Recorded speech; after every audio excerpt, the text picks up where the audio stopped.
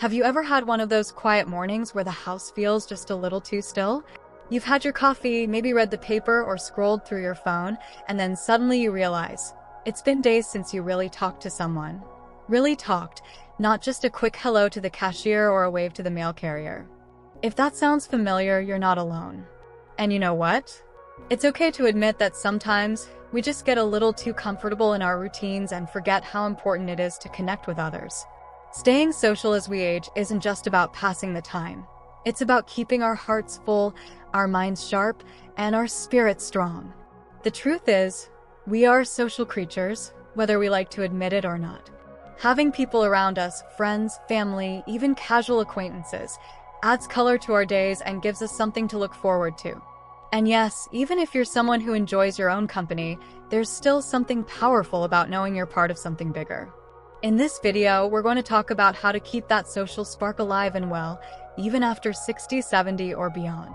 Because no matter what your situation looks like right now, whether you're newly retired, living alone, caregiving for a spouse, or just feeling like your circle has gotten smaller, there are always ways to reconnect, re-engage, and revitalize your social life. And it doesn't have to be complicated. You don't need to become the life of the party or fill your calendar with nonstop activity. This is about quality, not quantity. It's about making space for connection in a way that feels good and manageable for you. Let's start with something simple, being open to small moments of connection in your everyday life. Now, I know that might sound a little vague, but hear me out. Some of the most meaningful interactions don't happen in big, planned gatherings. They happen at the grocery store, in the waiting room at the doctor's office, or while you're out walking the dog. These little exchanges, a smile, a short conversation, a compliment, may not seem like much, but they create a ripple effect. They remind us that we're not invisible, that we matter, that we're still part of the world around us. It's so easy to put our heads down and rush through these moments without really engaging. But when you start making an effort to look up, make eye contact, ask someone how their day is going, you start to notice something shifts. People respond. They smile back. They open up. And little by little, you start to feel more connected, even if you're not best friends with everyone at the post office. Of course, that doesn't replace deeper relationships, the kind where you can talk about your worries, your memories, or even just laugh about a funny TV show. But it lays the foundation. It keeps your social muscles active, like stretching before a workout. And it keeps you open to possibility, which is such a huge part of staying socially healthy. Now, let's talk about maintaining old friendships. This one can be tricky, especially as people move away, get busy, or go through changes in health or routine. But here's the thing, it's never too late to reach out. Sometimes we hesitate because we don't want to bother someone, or we assume if they haven't called, they must not want to talk. But more often than not, they're thinking the same thing about you. And someone has to go first. Think about someone you used to talk to more often. Maybe a neighbor, an old coworker, someone from church, or a community group.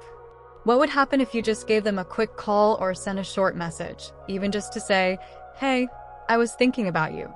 How have you been?" That one gesture can open the door again. It might feel awkward at first, especially if it's been a while, but most people are just happy to be remembered. You don't have to apologize for the time apart. Just be genuine. Be present. That's enough. And here's another thing. Don't be afraid to be the one who initiates plans. I know. Sometimes it feels like you're always the one making the effort. But think of it this way. You're giving someone else the gift of connection.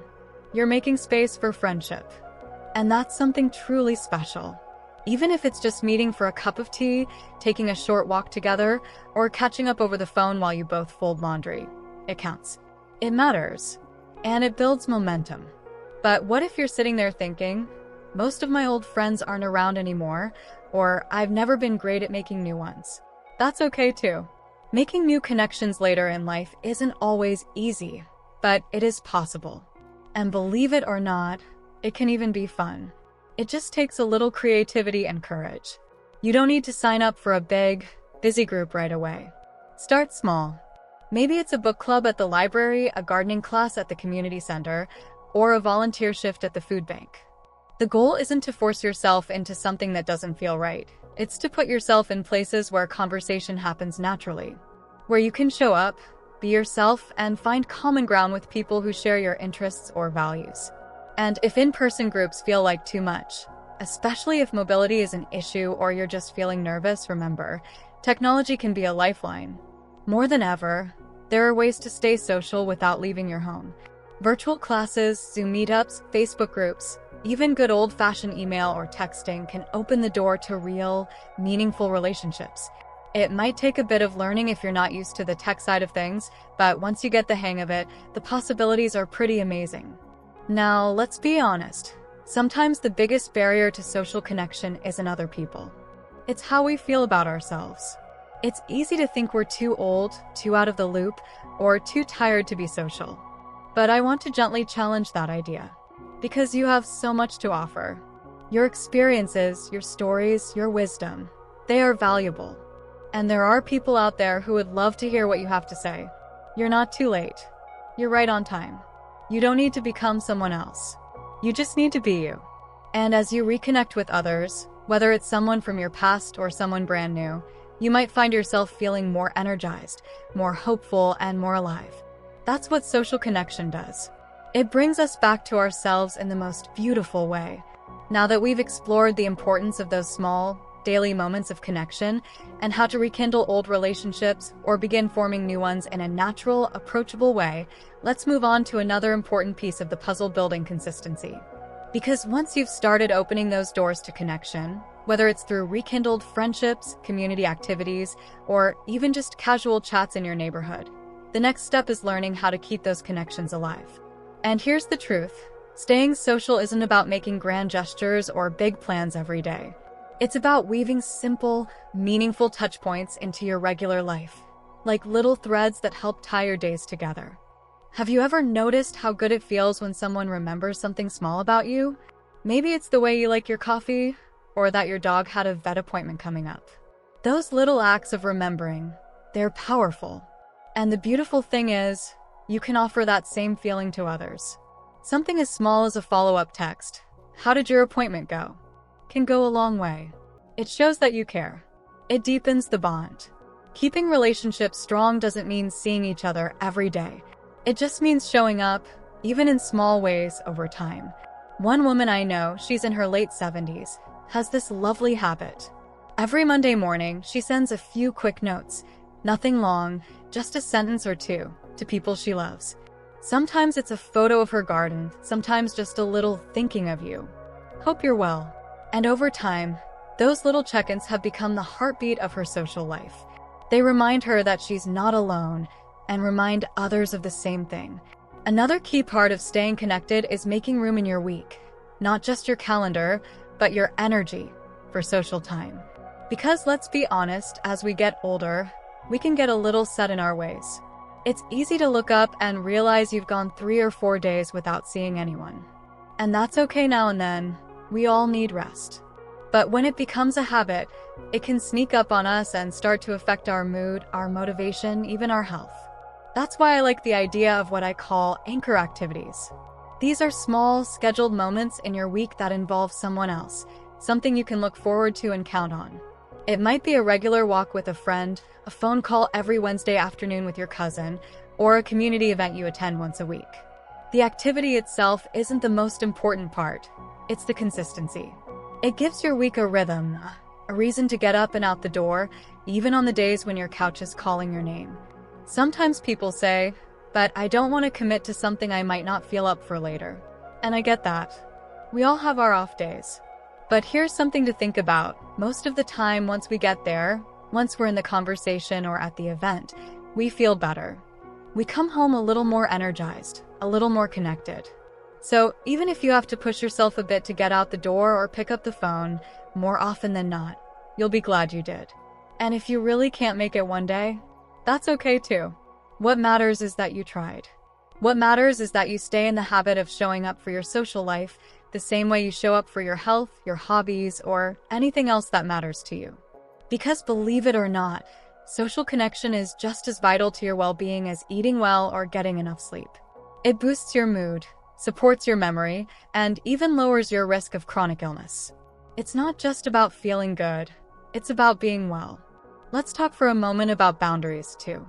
Because as much as we need connection, we also need space. And one of the things that can make socializing feel hard, especially as we age, is when we feel like we're being pulled in too many directions or giving too much of ourselves. It's okay to say no. It's okay to leave early, to skip something when you're tired, to protect your peace. Social life should feel like a joy, not an obligation. If you're spending time with people who drain your energy or make you feel less than your full self, it's okay to gently step back. Think of your social life like a garden. You get to decide what you plant, what you nurture, and what you let go of. Maybe there are a few weeds you need to pull, relationships that no longer feel right, or one-sided friendships that leave you feeling empty. That doesn't mean you're being unkind. It means you're making room for things that truly feed your soul. And speaking of feeding the soul, one of the richest parts of staying socially active is the chance to connect across generations. It's easy to assume that as we get older, our social circles should shrink down to people our age. But there's something incredibly uplifting about spending time with younger folks. Grandchildren, neighbors, former coworkers, even the younger staff at your local cafe or library. You don't have to try to keep up with anyone. Just be yourself. Share your stories. Listen to theirs. One gentleman I know mentors kids at a local high school just by showing up once a week and chatting. Another woman volunteers at a knitting circle where she teaches beginners in their 20s. They both say the same thing. It's not just about giving. It's about learning, laughing, and seeing life from new angles. And it goes both ways. Younger people want connection too. They're curious, often more than we realize. And they value wisdom, even if they don't always say it out loud. When we step into those spaces with openness and warmth, beautiful things can happen. Friendships that surprise you. Moments that fill your heart. And for those times when you can't be around people in person, or just need something uplifting, don't underestimate the power of creative connection. Letters, for example. Yes, good old-fashioned snail mail can be a delightful way to stay in touch. Or journaling, where you write as if you're talking to a friend. These small habits keep your heart tuned to connection, even when the house is quiet. Now that we've looked at how small efforts, regular rhythms, and even boundaries can shape a healthy social life, let's go even deeper into the heart of what it means to truly feel connected as you age, because beyond routines and friendly chats, there's something even more powerful at play when it comes to connection. It's that deep feeling of being seen, heard, and valued. And let's be honest, no matter how many years we've lived, that feeling never stops being important. We all want to know that our presence matters, that our stories are still worth telling, that we're not fading into the background. The beautiful truth is, every one of us has something unique to offer. You might not realize it, but your experiences, your wisdom, your humor, your outlook on life are gifts. When you share a memory from your youth, or offer a gentle word to someone going through something hard, you're doing something deeply valuable. You're giving perspective. You're helping others feel less alone. And when you let others in, when you open your heart just a little, you invite them to do the same. It's easy to fall into the trap of thinking, I don't want to be a burden, or people are too busy these days. But I want you to remember this. Relationships are not transactions. They're not about keeping score. The people who care about you aren't waiting for you to offer something spectacular. They just want your presence. Sometimes just sitting together in quiet company or laughing over an old joke is more than enough. And if someone reaches out to you, accept it as the kindness it is.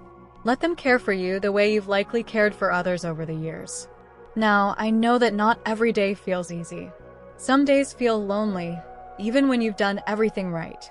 Maybe your closest friends have moved away, or your family lives far off, or you've lost someone who meant the world to you. Grief, change, and distance can carve out space in your life that feels too big to fill. But even on those days, especially on those days, it's important to remind yourself that connection can be found in unexpected places. A conversation with a neighbor, a smile exchanged at the grocery store, a friendly voice on the radio. These moments matter. They add up. They help you stay rooted in the world around you. One woman I met told me that when her husband passed away, the silence in her house became unbearable. At first, she thought filling the silence meant finding someone new to talk to every day. But eventually, she learned to fill it with purpose. She started taking walks, not to reach a destination, but just to wave to the people she passed. She joined a book club, not because she loved reading, but because she missed listening to others share ideas. And slowly, her world began to feel warm again. Not busy, not crowded, just full. In her words, I didn't realize I was building a new kind of family. And that's the thing. Family doesn't always mean blood. As we grow older, we start building what I like to call a chosen circle. These are the people we connect with on a deeper level, who may not share our name, but share our values, our joys, or just our everyday moments. It might be a neighbor you check in with once a week, a friend you play cards with, or even someone online who lifts your spirits with a kind word or a funny story. The form doesn't matter. The heart behind it does. Sometimes people tell me, I'm not a social butterfly, or I don't like crowds, and that's perfectly okay. Being socially active doesn't mean going to big events or having dozens of friends. It means having meaningful moments with others, whatever that looks like for you. It's about feeling connected in ways that are real and nourishing. And if you're someone who's naturally shy or feels a little awkward reaching out, here's something simple that can make a big difference. Ask questions. People love talking about themselves, and when you show genuine curiosity about someone's pet, their hobbies, their past, you create a space where they feel comfortable. Before you know it, you're not just making small talk. You're building trust. I once met a man who made it a point to learn the names of every cashier at his local market. He'd ask about their day, their weekend plans, even their favorite recipes. Over time, those quick chats turned into real friendships. He told me, I may live alone, but I never feel alone. That really stuck with me, because it reminded me that connection isn't about time or depth. It's about presence, about noticing others and letting yourself be noticed too. Now, as we wrap up this conversation, I want to leave you with something hopeful. It's never too late. Never too late to reach out, to forgive, to reconnect, to start something new. Whether you're 60, 70, 80, or beyond, your social life is not behind you. It's still unfolding, still blooming. You have time to make new friends, to build new habits, to share your light. Even if it's just one connection at a time, that matters. Because each person we bring into our world, each laugh, each story, each gentle gesture, makes life richer. You are not meant to go through life in isolation. You are meant to belong, to be part of something. And you already are. So take a moment today, right after this video ends, to think of one small way you can nurture your social life. Maybe it's a phone call. Maybe it's a letter. Maybe it's smiling at the next person you pass on your walk. Whatever it is, let it come from the heart. Let it remind you that your presence matters. If this message resonated with you, I'd love for you to share your thoughts in the comments. What's something you do to stay socially connected? Maybe your story will inspire someone else watching. And if you found this video helpful, give it a like and don't forget to subscribe for more ways to live well, feel strong, and stay connected at every age. You are never too old to build a beautiful life, filled with friendship, laughter, and love. Here's to living your best life at any age.